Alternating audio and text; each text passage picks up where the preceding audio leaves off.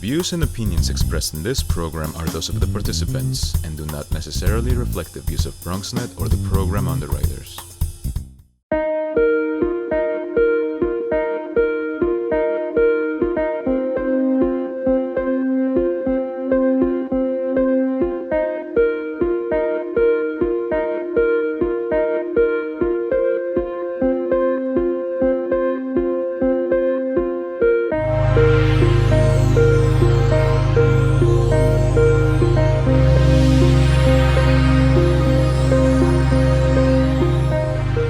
Hi, welcome to Higher TV.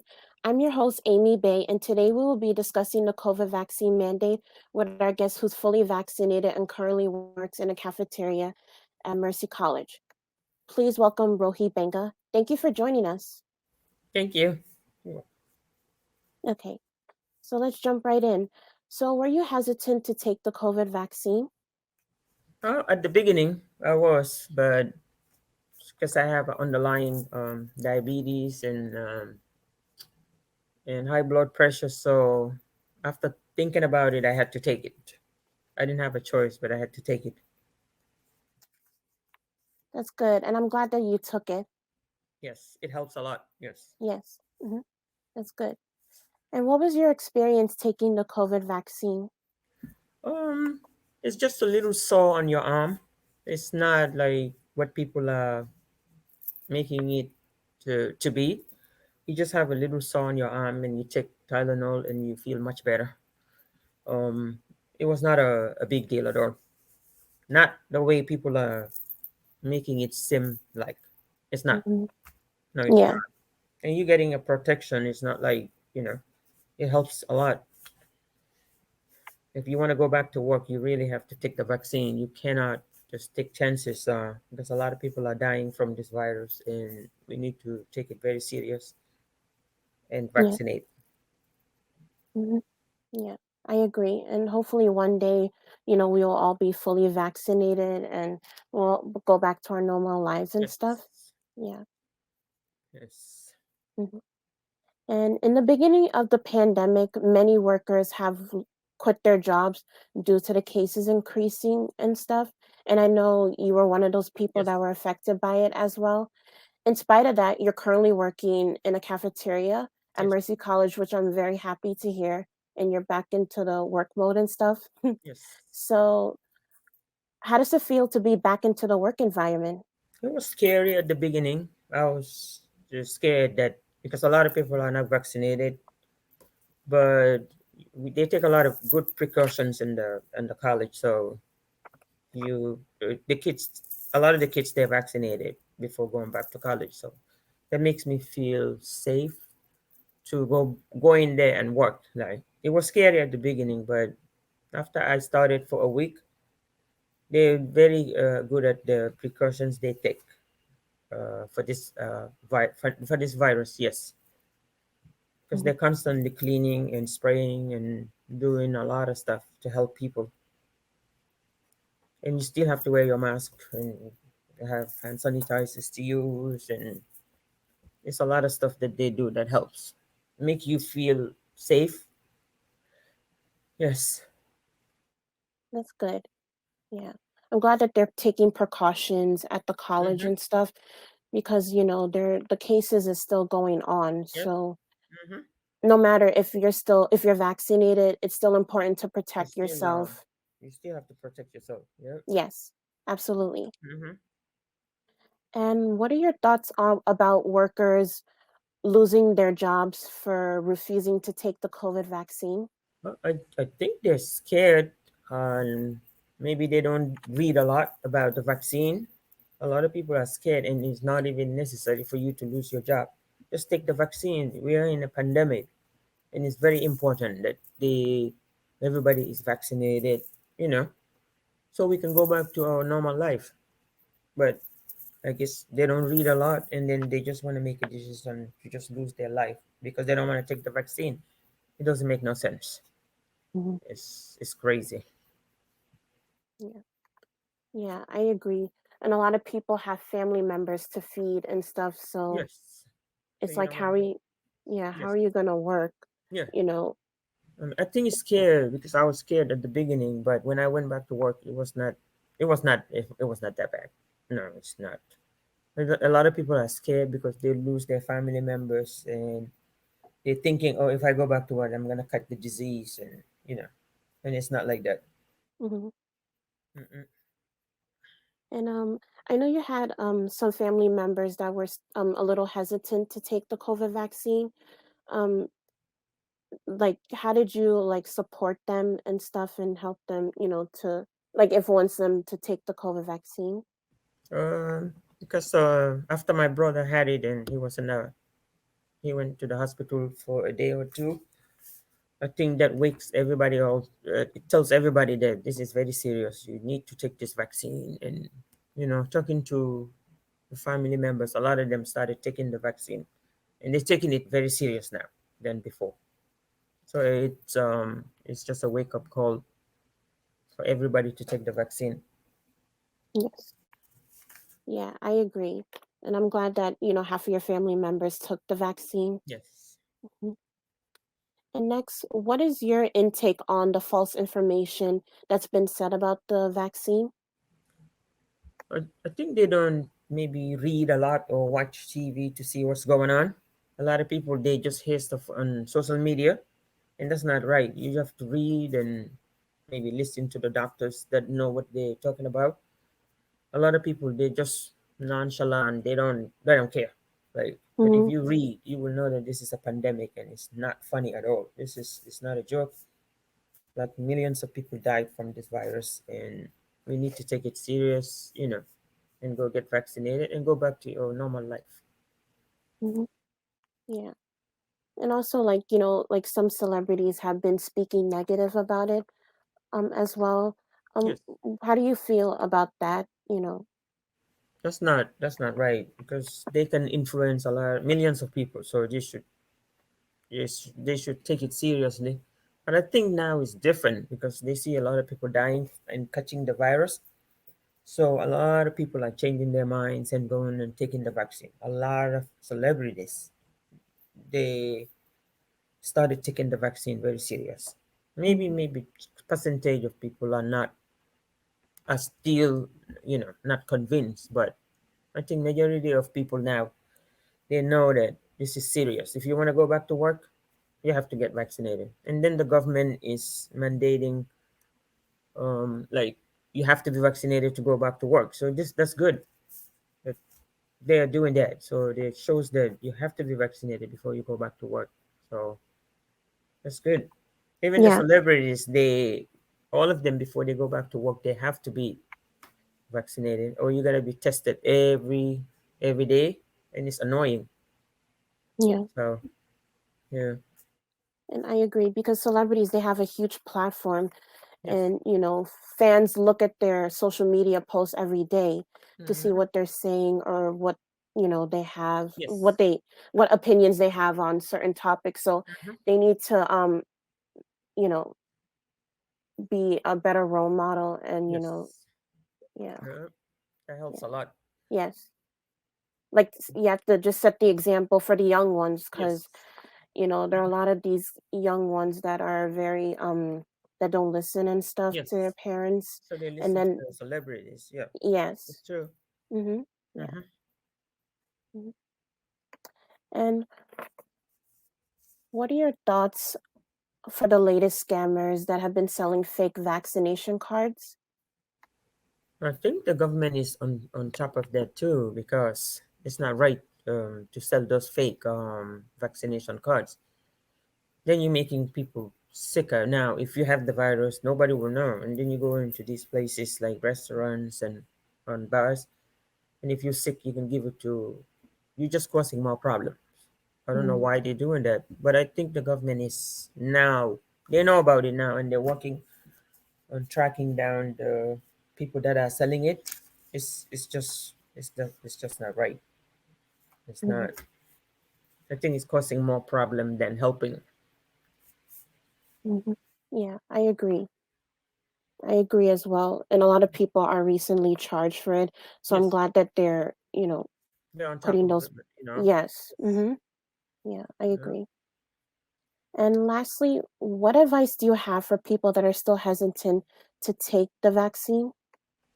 I think they need to read a lot about and listen to the doctors, the scientists and doctors. They know what they're saying.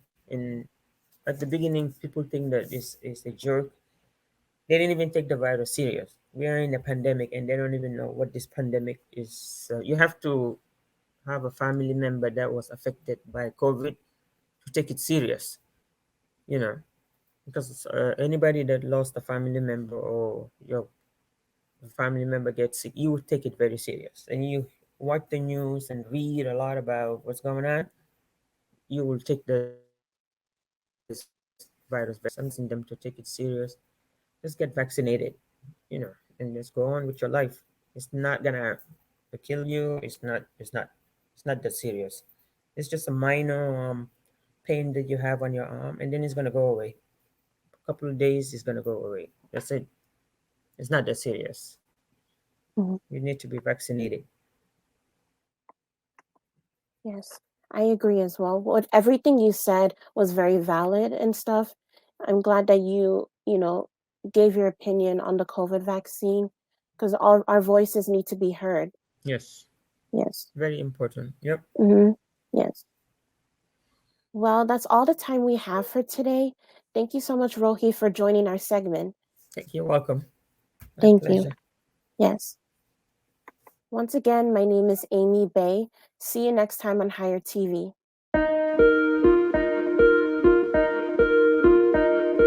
My name is Tabitha Hardenzolo. I'm from Santa Cruz, California. I'm 19. I go to Sarah Lawrence College and I play volleyball.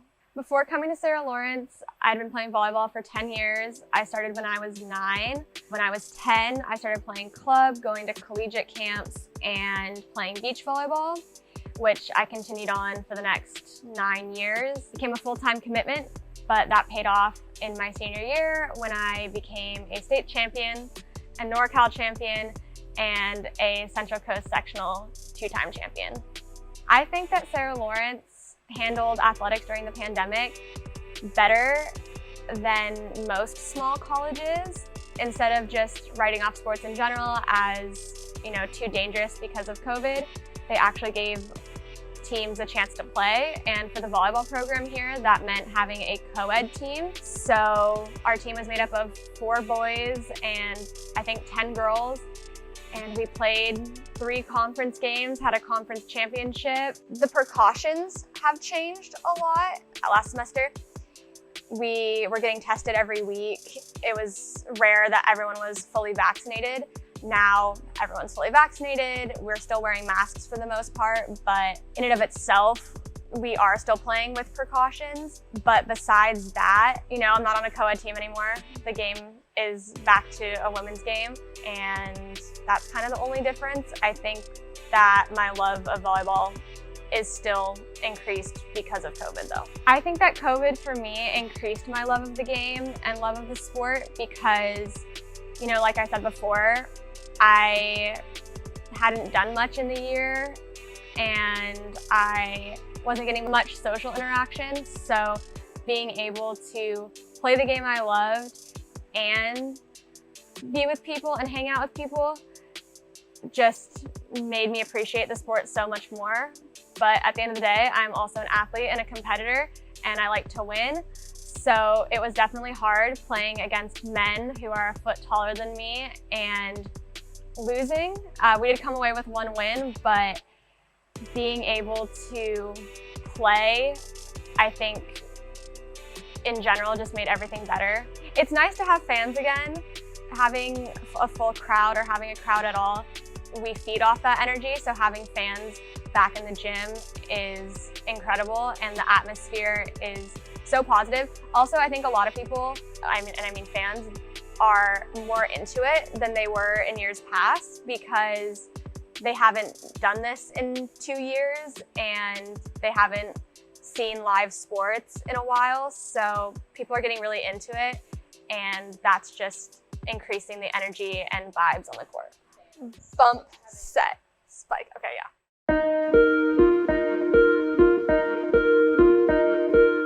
Hello, welcome to Higher TV. I'm your host, Drew Lealerta. According to the Association of American Colleges and Universities, a survey found that more than 60% of students experience food insecurity. Additionally, 1 in 5 Bronx residents is currently experiencing food insecurity. Especially during a global pandemic, many people don't know when their next meal will be. With me today to discuss what food insecurity is and how Lehman College is seeking to address the issue and what we can do to help those in need is David Characape. Welcome, David. It's great to have you here. Thank you for having me. Thank you. So can you tell us a little about yourself and your work here at Lehman College? Sure. So I am the assistant director for the Office of Campus Life. My main role is with student clubs and organizations. So I do events and I help student government carry out their events or projects. And I'm also managing the student food pantry here at Lehman. That is a role that was added to me as I was working here. And what I do in the pantry is really resupply the pantry. I make the orders and I coordinate the volunteers and so on. I mean, there is many tasks, but that's mainly what I do. Oh, wow. Yeah, that's interesting. I know my campus also has a food pantry. Can you tell us a little more about how long the college has had this food pantry and what did the process look like setting it up? Okay, so the pantry officially started in March of 2017. However, we had a pantry prior to that. In 2016, we actually started our unofficial pantry with staff of the Office of Campus Life, just holding food items in our offices. And so whenever a student will come, explaining that they didn't eat or they are hungry, we will give them something. At the Office of Campus Life, we have a leadership program. And through this leadership program, we, and with the help of a student government association, they brought up this issue of food insecurity.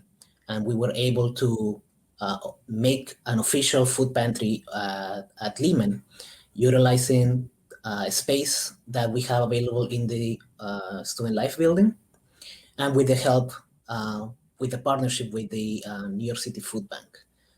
We started in 2017 and we have been running since then. Oh, it's really interesting. How can you talk more about how students on campus and like people within the community have been able to contribute to this food pantry? Sure. So, as like I said, our pantry really started with students, with staff, students who saw the need will donate food items, non-perishable items. Alumni will donate, faculty will donate to supply our pantry. And we have continued to receive donations in our building since then. However, another way to donate is really monetarily, right? We have an account with the Lehman College Foundation, and anyone can donate through there. And that's actually how most of our programming is funded. Wow, that's really interesting. In terms of like getting visibility to this food pantry, how are you able to encourage students to come use the resources that the food pantry provides for like, especially students that might feel like hesitant or maybe even embarrassed to use it? Right. So our pantry is located in the Student Life building. This building is dedicated only to extracurricular activities. There are no classes in here. And our pantry was located here because, of course, it's student-led. The students who utilize the pantry are served by students. It's a student-to-student service. Also, every student at Lehman has access to the pantry. We don't do a screening for income. So any student who wishes to use the pantry can use the pantry. There is no screening process. So if a student happens to use the pantry, it's just because either they want to, it's not necessarily that they need to, right? Of course, there is an issue with visibility, and some people might be ashamed of utilizing the services. So we let them schedule their appointments whenever they want. Right now, And we also provide another service where students, if they don't want to get a food, groceries, they can get a gift card instead. Wow, that's really nice. Also, considering that we are in this global pandemic, I know my school kind of struggled with providing students who were living off campus or virtually with adequate meals. What challenges did your school face with meals on campus during the pandemic? So one of the first issues was access to the campus, right? So our campus closed down, and although essential services were open, including ours, getting into the campus was difficult. Not only entering the campus, but actually, taking a ride from home to campus. Many students were afraid, not for themselves, but for their families that they live with, their children, their elderly relatives. And at the beginning, of course, we were delivering groceries and the items that we currently, what that we normally have at the pantry. But we eventually decided to switch to a gift card module, right? So students don't have to travel to the campus. We will deliver them virtually. They will get in an email and they could use it whenever they want it, right? So that was one of the ways that we really solved this issue. Another way, if students were not located near the stores that we partnered with, they could still come to campus. We will meet them outside the gates with the food that they requested.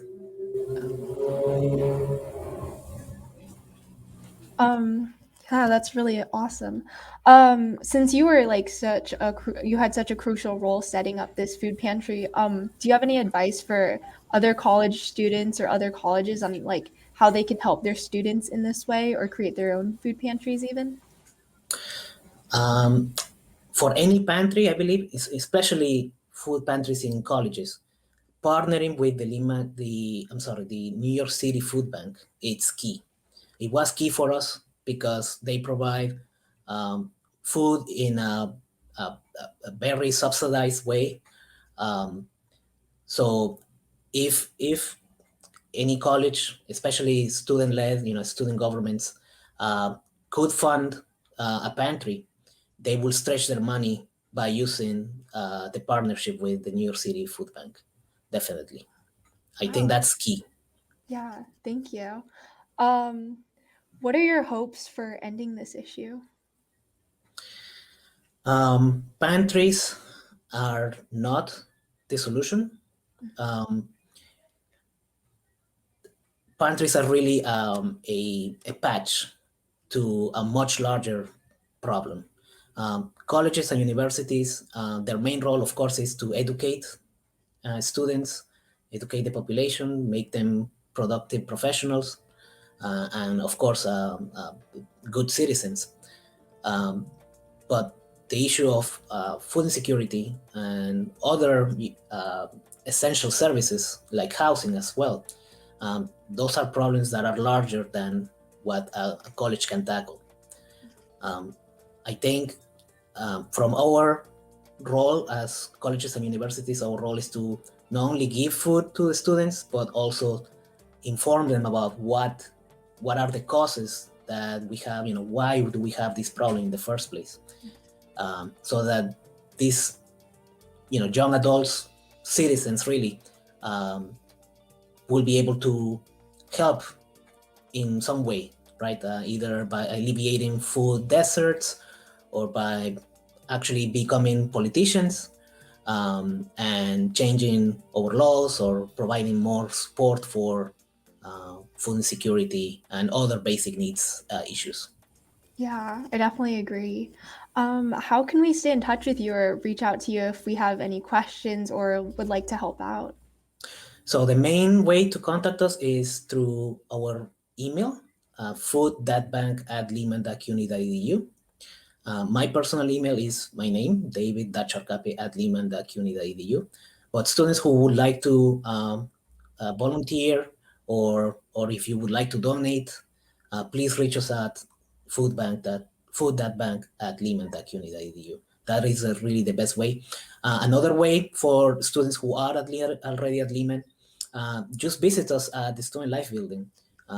We are happy to accommodate you. We are very happy to welcome any help. There is always something to do at the pantry. So if you have some free time, please feel free to come. Awesome. Thank you so much for your time, David, and coming on the show to speak about food insecurity and the food pantry you have at Lehman College. And thank you to our viewers for tuning into Higher TV. We hope we shed some light on the issue of food insecurity on college campuses and inspired you to make a difference in your community. I'm your host, Drew, and see you next time.